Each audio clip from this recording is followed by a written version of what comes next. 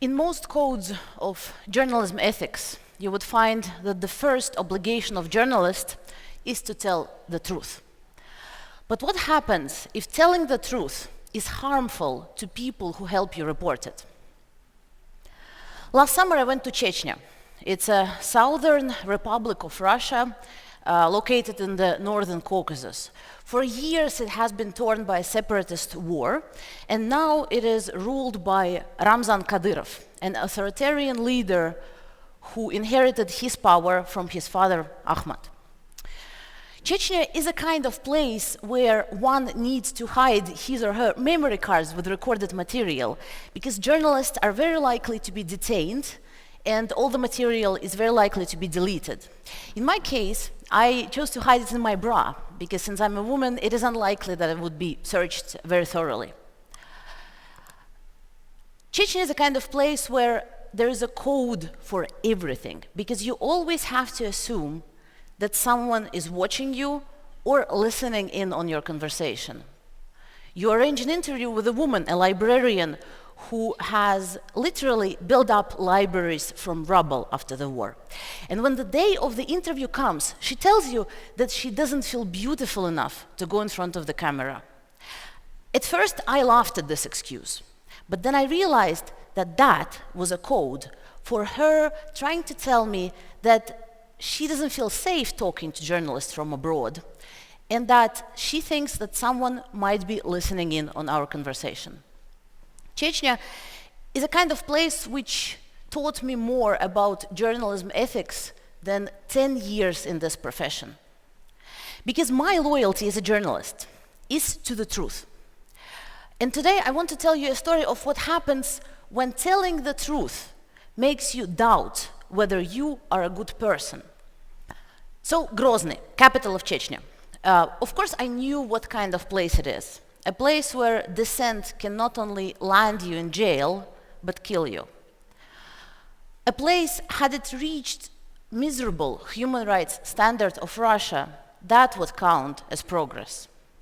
But nothing really prepares you for this hybrid, feudal state it is. On one hand, everyone there uses social messengers. The leader of the republic, Ramzan Kadyrov, uses Instagram to communicate with his people.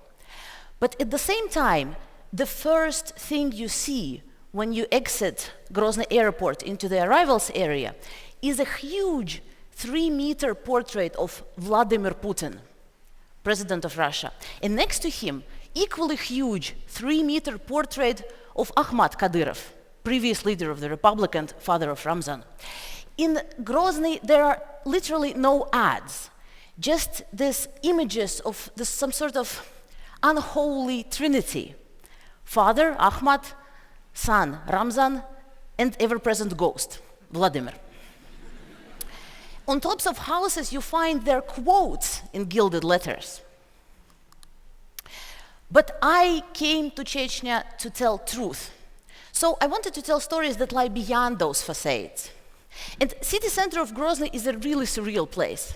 It is like one man's postcard for himself. It is full of shiny new houses that in fact are just replicas of famous houses from around the world. It has cafes and restaurants and clean new streets, and everything is so peaceful. But you know, and you know that everyone around you knows that you know, that this peace can crack at any moment. At any moment, you can be detained by these men in black uniforms that are everywhere there. They wear no signs of identification, and they're also called Kadyrov men. And once you are in their power, there is very little that can help you. Because in Chechnya, there is no functional law. Instead of the law, there is will and word of Ramzan Kadyrov. Everything and everyone bows only to him. It is also dangerous for journalists. Several months before my trip to Chechnya, a bus with international journalists was detained on border between Chechnya and Ingushetia, a neighboring region. The bus, all the belongings of the journalists were burned down, and the journalists themselves were severely beaten. Local journalists often have to flee the country or the republic, or face years on fabricated charges. But I went to Chechnya to tell truth to my audience. So I wanted to know how anyone survives this regime. And anyone who has ever reported from Chechnya knows that the air there is thick with fear. And this is not an exaggeration. There were so many times when people saw in Grozny our camera pointed at them in the street. And they just started praising Kadyrov, senior or junior, out of the blue, for no reason, without asking them a single question. Probably they thought it was a safe choice to do so. But I went to Chechnya to tell the truth. So we spoke to as many people as we could. We interviewed members of officially state-organized youth movement, literally called Putin's Youth. We interviewed an official of Chechen Republic responsible for human rights there. And he told us that journalists arranged their own beatings. We reported from a kickboxing event where Ramzan Kadyrov was one of the spectators. And he had this rich table of snacks laid in front of him. Fruits and lemonades, juices, pastry, of course no alcohol, because de facto in Chechnya there is Sharia law. And before Ramzan Kadyrov arrived at this event, a man in a uniform would hold this sort of plastic device and scan this table. And then he would listen to this device, and then he would scan the table again. So we concluded that this device must have been a Geiger meter, a device used to measure radioactivity. So the question is why? Does it mean that Ramzan Kadyrov is scared of being poisoned? It is possible, because he does indeed have many enemies. There was also a microphone strategically placed at this table so that the whole of this audience could hear specifically Ramzan Kadyrov's comment on this kickboxing match. And all of this was really exciting and exotic. It is this kind of adrenaline-filled guilty thrill that I think many journalists who reported from these dangerous conditions would recognize. But the thing is that you are telling this unique knowledge to your audience, and you know that you're reporting from a dangerous environment, and you will get recognition and respect for this as a journalist. But I went to Chechnya to tell the truth. So I wanted to tell the stories of people who are outside of this propaganda-driven, Ramzan-centered part of Chechnya, because I know that there is one. And this was the hard part. Because in this situation, you need to balance needs of your audience and your own ambitions with interests of people that would appear in your story. And for Chechens, appearing in any story that criticizes Ramzan Kadyrov in any way is extremely dangerous. There is a famous case of Ramzan Jalaldinov, a man who last year appeared on a question and answer session with Vladimir Putin on state TV. The result of this, he complained about not receiving housing benefits and corruption in Chechnya. The result of this was that his house was burned down. He himself was forced outside of Chechnya together with his family. The whole of his village, everyone there, had to sign a letter renouncing him. And he himself also recorded a video with apologies to Ramzan Kadyrov. So in our work in Chechnya, we had to warn everyone that our story was quote-unquote political. It's a euphemism used in Chechnya, it is also a code, for any story that criticizes the ruling elite or Kadyrov in any way. And we had to drop dozens of interviews just because it would be unsafe for people when those stories aired, even in Latvia. We didn't know what would happen to those people. Maybe special forces would show up at their door, maybe drugs would be planted at their bags, maybe they'd get trouble at work, or maybe nothing at all would happen. We just didn't know. So I went to Chechnya to tell the truth. And in a way, I failed. Or rather, I chose to fail. Because telling whole of it is dangerous. And not for me. Facing danger is part of my job as a journalist. but to people who would appear in my stories. There are so many things I did not tell from Chechnya. A lot of deep and insightful interviews and amazing, beautiful footage was deleted or never even made.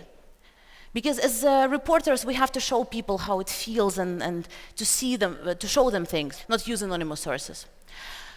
For instance, I dreamt of going outside of Grozny to film the stories of rural Chechens and show this beautiful, amazing mountainous nature. But I knew that the moment we left a certain village, special forces would show up there and demand to know what we spoke about. I did not tell the story of a youth center, maybe the only place in Grozny where you feel a bit of freedom, where young people come to share travel stories and drink tea. Because we were warned, if their place, their center appeared in a quote-unquote political story, even though themselves wouldn't criticize Ramzan Kadyrov, it is likely that their center would be shut down. Of course, we didn't include the interview with this woman who didn't feel beautiful enough to talk in front of the camera. We deleted an interview with a beautiful couple of musicians who sang us their amazing songs and told us how it is to be young in Grozny and what does it mean. But there is one story that was specifically hard for me to delete. We interviewed a woman whose son had a falling out with local police. The result was that he was imprisoned, tortured, and to save his life, he had to flee the country. She was frank and explicit and honest. And after the interview, I asked her if she understands, if she realizes what kind of consequences she might face for talking to us. And she told me, well, whatever happens is in the hands of Allah. But for me, this was not good enough. I am an atheist, and I know that whatever happens to this woman is not responsibility of Allah. It is my responsibility. This was not an easy choice because she was in the spotlight before, and it was likely that nothing would happen. And what she told me really would make my report much stronger, much more emotional. But in the end, I chose to leave it out. Because I realized that in the end of the day, after this, my trip, I would go home to safety. And she would spend the rest of her life in Grozny. So you can see, here it is, this conflict between two loyalties. And I have not experienced it to the same extent before in my work. Conflict between my loyalty as a journalist to tell my audience the truth, and my loyalty to my heroes not to harm them. Of course, as an investigative journalist, I'm used to protecting sources, but those are people who come forward willingly themselves to expose something. They calculate the risks. But here I had to protect ordinary Grozny inhabitants who just happened to be in my way when I came to Chechnya. And this is an equation that I cannot solve. When does being overprotective prevent me from being a good journalist? How can I expose injustice at all if I censor anything of the reality? If I leave anything out, how can I tell you to the full extent what happens in Chechnya? If I play by the rules of Ramzan Kadyrov, don't I just reinforce his regime?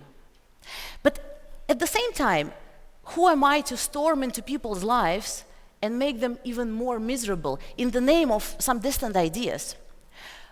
Who am I to use their daily tragedy for my agenda that might have nothing to do with their lives?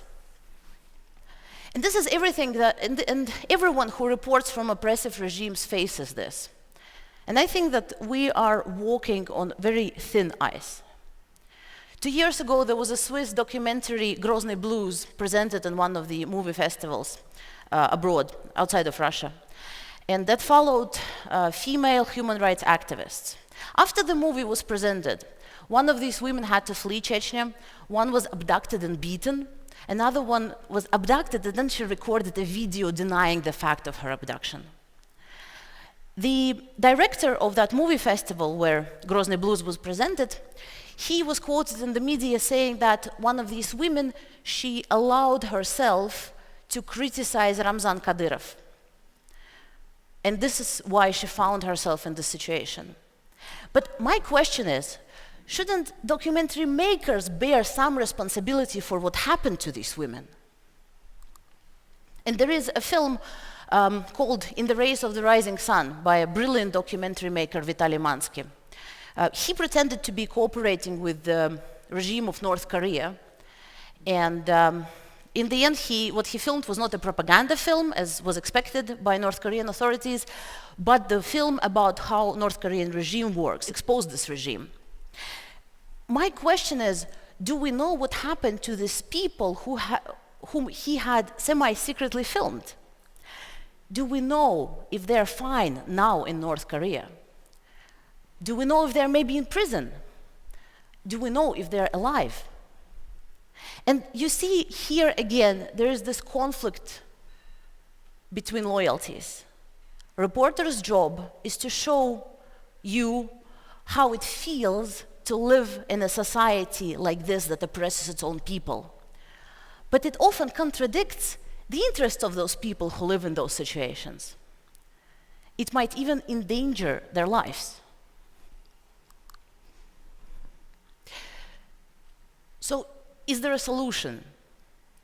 Well, I do not think that there is an easy fix.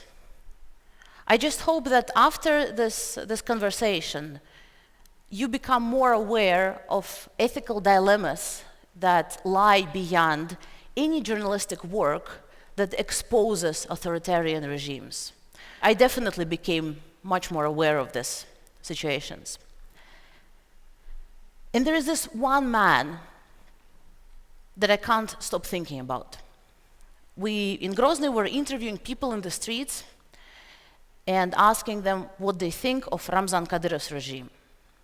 Of course, the answers were mostly scripted, because it is dangerous to say anything but praise about Kadyrov and Chechnya.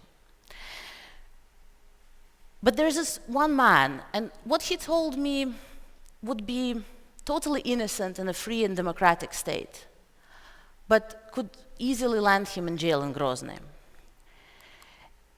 And to this day, I often think about him, and I have no way of knowing if he is safe.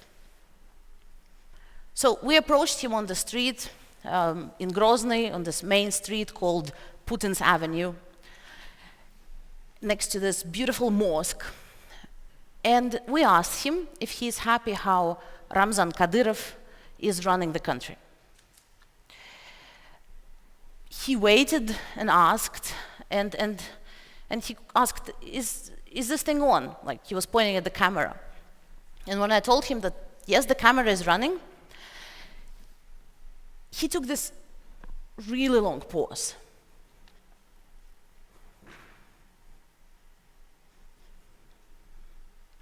And he said, you know, I would rather not say anything.